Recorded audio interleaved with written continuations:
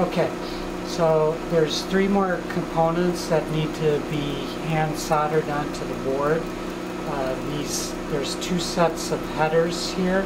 These headers come in strips, and you just break off the number of pins that you need, and you place them through the holes, and you solder them to the board. And the key here is you want to get a good solder, so you have to heat the pin as well as the pad, and then add solder while it's hot.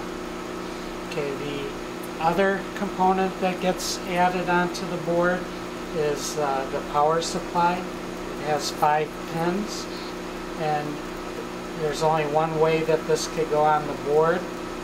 Okay, you press that flush against the board,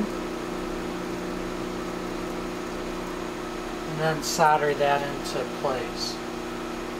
And then the last component is the BNC connector. This is what attaches to the pH electrode, and there's 2 posts that hold the BNC connectors firmly to the board, and then there's 2 additional smaller pins. One's the ground and the other is the signal. And so those fit through